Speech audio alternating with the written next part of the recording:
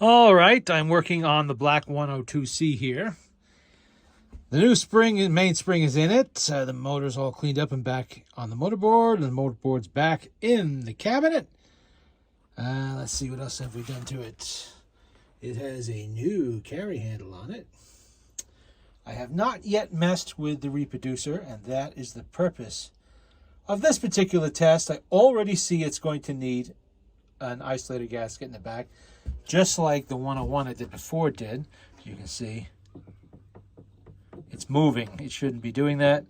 This gasket has shrunk and shriveled and dried out, which in a way is good because I can get it out of there easily when you're like that. Because this is a pot metal back, and actually this is a 5A, believe it or not. It looks really nice. I don't want to do anything to damage it. It does not look damaged. The needle alignment is good, except for that back isolator gasket. So the easier that comes out, the better. I think I do have one of the Victor orthophonic gaskets I could use to fix that. Hopefully I have one in stock. I usually keep one or two around. If not, I'll pirate one out of one of my other ones and use that in here, and I'll just get a new one later on. In hope of getting the job done. Okay. Really haven't done much testing on this. I just spun the motor up and set the speed. This is Harry James, the 1 o'clock jump.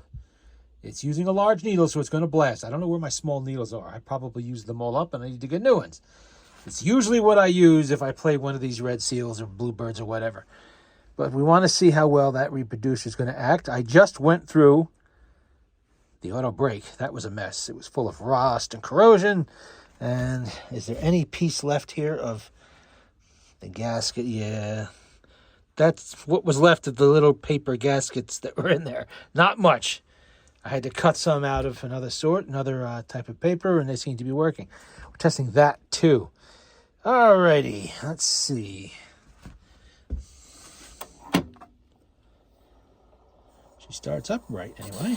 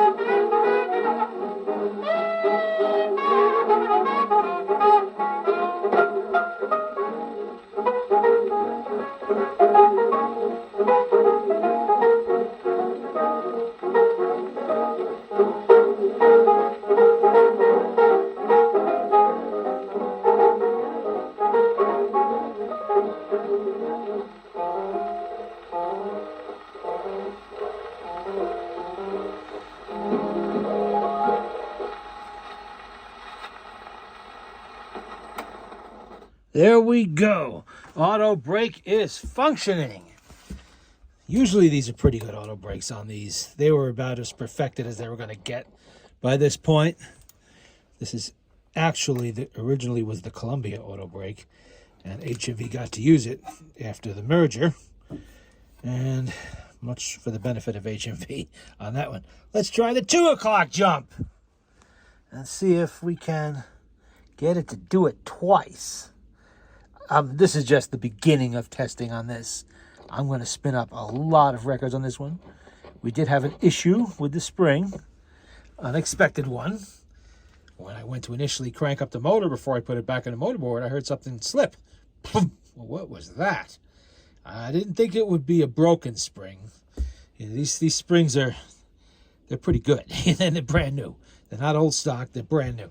And I think that can't be broken. What happened? I opened it up, cleaned up all the grease again, and found out that the pin, that little keyhole there rides in, little pin goes through there, was bent. And it was allowing the spring to slip off. It wasn't quite engaging. I think this is because of this tension that the old spring had been put under when somebody was forcing it past where it should have, been left alone when they cranked it up. I showed that in the last video where the spring itself was actually bent from the tension it had been put under. Someone was really, putting the steam on that one, and it bent the pin. So I had to take it apart, take the spring out, obviously, and clean it all up and do a little bit of tapping and hammering and get it all straightened out. And now it's holding. But I'm going to make sure it stays that way. So we're going to play about 50 records on this one before it goes back. And as luck has it, I have a lot of these records to test. There's literally 95 records to go. Maybe 100 in this one haul before I've got them all tested and sorted. See what's what. So plenty of records to test. A good machine to test them on. We'll test the auto brake and everything else. And because I've only cranked this up about 4 times, I'm going to just keep cranking it up for each record. Usually you get maybe 2 plays out of a full wind up on these things. If the records aren't long, and these are long records, so they're not short, as you can see how that goes all the way to the end. So we'll give it full power. Get that grease distributed. See how it kicks right on like it's supposed to? It's working good. Let's get the needle in the groove.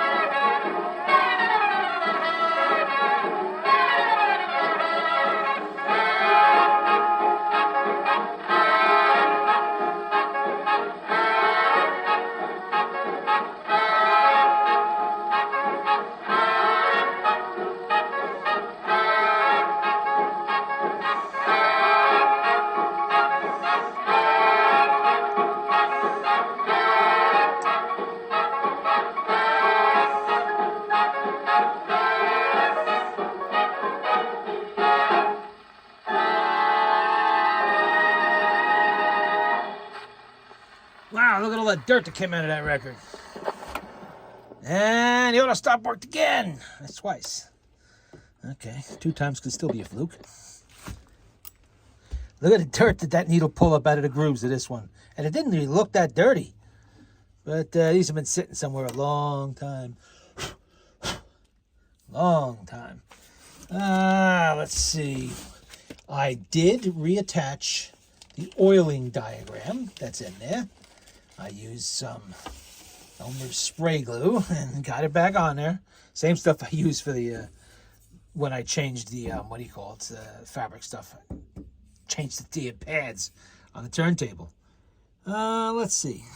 How about on the Alamo? Want to try that one? Benny Goodman. This time I'll get a rag and wipe that off a little bit. See if anything pops up. Don't look like it too much. I'm sure there's dirt there, but nothing I can do about it. I really don't like to put water on these particular records. Some of them are cracked. In fact, quite a few of them are. Lately, I've been finding quite a few like that. I don't want to take a chance of totally destroying it. And for the one play it's getting from me here, I think it'll be all right. I'm only testing them. Most of these I probably won't be keeping. I have so many. And these are kind of a later era than I usually play. I'm more into the 20s jazz, teens and 20s. All right. Let's give her a look out. This is another long play one. Yeah, I got the